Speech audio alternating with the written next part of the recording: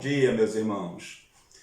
Continuando nesse objetivo de trazer edificação à igreja, neste momento, quando não podemos estar juntos, visando o objetivo maior, no esforço de todos, eu quero hoje trabalhar um texto da Palavra de Deus, que eu creio que podemos tirar algumas lições espirituais e aplicar a este momento, no qual todos temos sido afetados. Portanto, eu quero ler no livro de Apocalipse, no capítulo 1, uma palavra do Senhor revelada a João.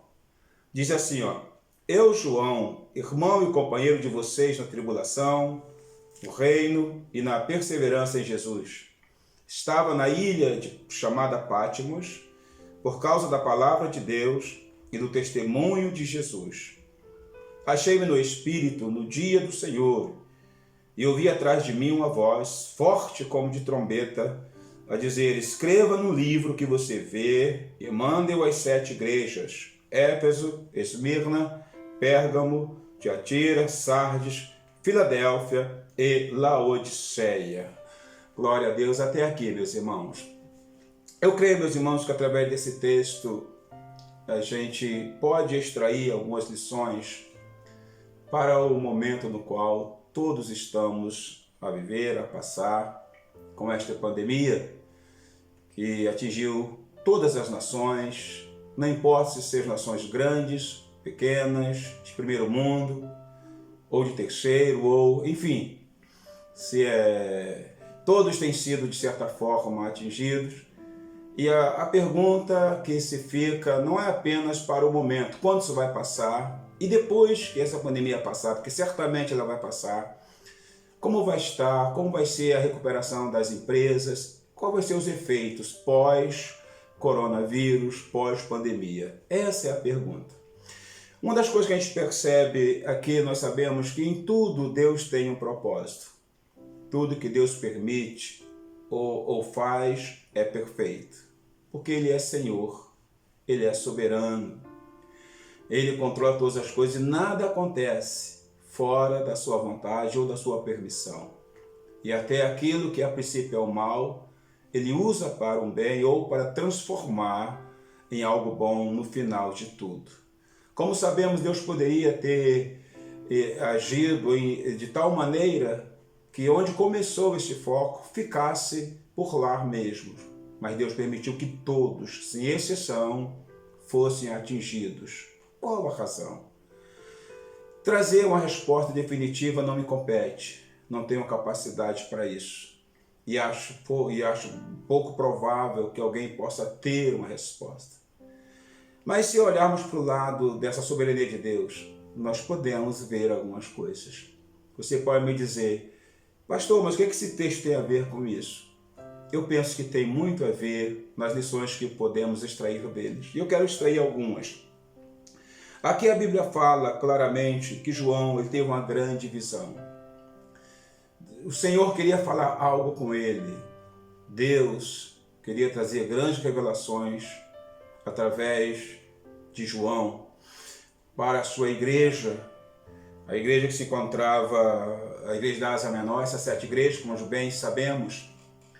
Mas para Deus fazer isto, ele precisava que João estivesse isolado. João estivesse em algum lugar, onde ele pudesse ter separado totalmente das suas atividades diárias, pois, como sabemos, João, pelo que consta, era o pastor da igreja de Éfeso. Deus então permitiu que, através da perseguição à igreja, ele fosse levado em exílio para esta ilha, pelos romanos, para a Ilha Calcária, e lá então ele foi em isolamento.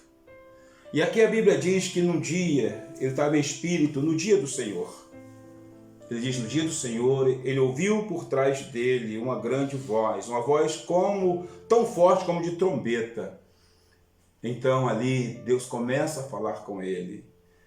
Ele procura saber quem é, e Jesus se revela como sendo aquele que anda no meio das igrejas, representado pelos candeeiros, que tem as 7 estrelas na mão, que são os anjos da igreja, entendendo que são os pastores. E Deus então começa a falar com ele. de que eles escrevam a carta que o Senhor ia enviar para as 7 igrejas. Veja bem, João então, ele começa a escrever essa carta. Deus começa a revelar para trazer edificação à sua igreja. Deus só pode fazer isso porque João estava isolado. E mais ainda, porque João, apesar de estar em exílio, ele estava em oração. No dia do Senhor, que era, nós entendemos como sendo um domingo.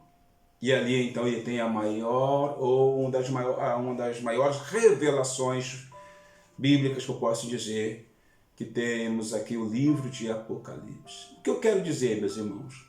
Neste momento, todos nós estamos limitados, mas bem limitados.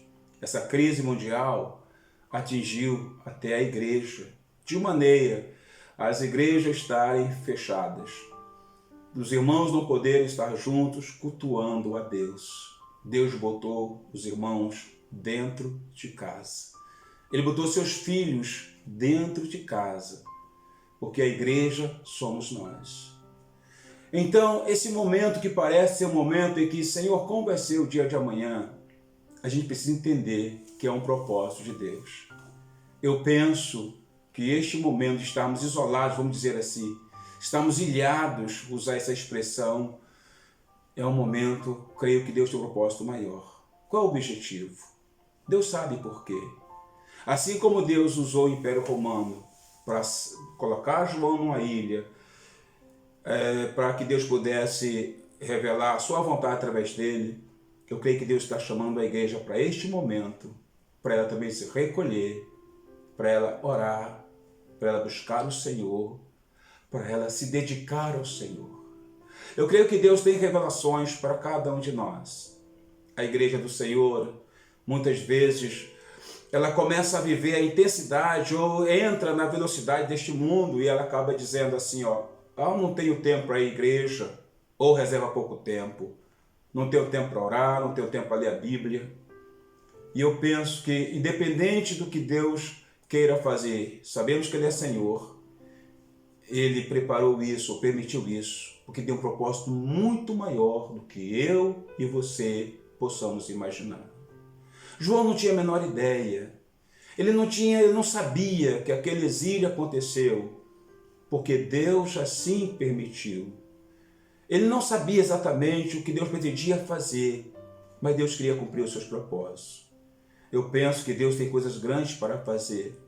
Eu penso que neste momento, se nós nos reservarmos como João, para estarmos em oração, para estarmos buscando a Ele, para estarmos edificando pessoas, eu penso que nós vamos sair, isso vai passar, e a igreja vai voltar a adorar a Deus no templo, eu penso que muito mais forte. A igreja vai voltar a compreender a visão missionária que ela tem, porque muitos têm perdido essa visão missionária.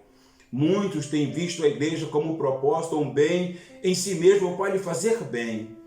Apesar de Deus nos abençoar, mas a visão missionária do Senhor não mudou, não acabou. Deus ainda tem esse trabalho, esse chamado para cada um de nós. E todas as vezes que Deus quer fazer algo grande, Ele permite, muitas vezes, que a igreja seja afetada por alguma coisa, por alguma razão, que ela se isole, que ela busque o Senhor. Então, meus irmãos, esse é um momento que eu penso em que a igreja não pode estar juntas, como estamos acostumados, mas podemos estar em oração. E certamente Deus vai revelar a sua vontade. Pessoas vão ser fortalecidas, pessoas vão crescer com o Senhor, porque Deus tem propósitos. Talvez voltaremos para o tempo muito mais fortes, muito mais comprometidos. E Deus, que transforma todo mal em bênção, e o qual diz na sua palavra que tudo coopera para o bem daqueles que o amam, e acima de tudo para a glória do seu nome, nós veremos esse propósito de cumprir. Porque se você observar, os irmãos observarem, muitos países passam por crise, mas Deus está usando não apenas um país, uma nação, mas todas estão sendo atingidas. Em cada nação tem pessoas que servem a Deus. Por que será? Porque entendemos que em cada nação Aqueles que buscam a Deus, aqueles que servem ao Senhor, estão a orar. Penso que isso é o início para Deus operar um grande avivamento, cumprir os seus propósitos, fazer com que a igreja saia restaurada, como a águia quando ela se isola, para buscar um processo de renovação. Quando ela sai do seu processo de renovação, ela sai de lá vigorada, ela sai renovada, tanto as suas penas, suas garras, seu bico, tudo sai renovado e fortalecido para alçar voos muito mais altos. Não perca este momento dando demasiadamente atenção, ouvidos ao que se é lançado em mídia. Não perca esse momento para ficar gastando muito tempo nas redes sociais. Aproveite esse momento para orar, aproveite esse momento para adorar a Deus, aproveite esse momento para se edificar, para edificar outras pessoas, para ligar para o irmão, para abençoar a vida do irmão, para não abandonar essa comunhão com Deus. Porque, meu irmão, se você fizer assim, você vai sair revigorado, porque eu creio que Deus nos chamou para a oração. A igreja, através da igreja, Deus comanda o mundo. Nós somos o povo de Deus. E o que Deus tem de fazer, Ele revela primeiro aos seus profetas. Queridos, vá buscar a Deus, vá se fortalecer, vá se colocar diante do Senhor. Depois dessa visão, João dobra os joelhos, ele cai de joelhos. E Deus então revela-se a ele como aquele tem a cabeça e os cabelos brancos como a lã ou como a neve, tem os olhos como chamas de fogo, os seus pés como eram semelhantes ao bronze polido e a sua voz como voz de muitas águas. João tem uma nova visão de Deus. Eu creio, meus amados, que se buscarmos ao Senhor neste momento, eu creio que se entendemos que esse momento é um momento para a igreja se fortalecer, para a igreja crescer, para Deus cumprir seus propósitos muito maiores que eu e você não sabemos. Eu creio, meus irmãos, que vai ser um momento de renovação para toda a igreja do Senhor Jesus Cristo. Aproveite esse momento, então, para edificar o povo, se auto-edificar, edificar a sua vida, mas também edificar outras pessoas. Confie em Deus, Deus tem o controle. Para terminar, eu leio os versículos finais que diz: quando João então caiu aos pés do Senhor, Jesus diz para ele: não tenha medo, eu sou o primeiro e o último, e aquele que vive. Estava morto, mas eis que estou vivo para todo sempre, e tenho as chaves da morte e do inferno. Escreva, pois, as coisas que você viu, as que são e as que hão de acontecer depois destas.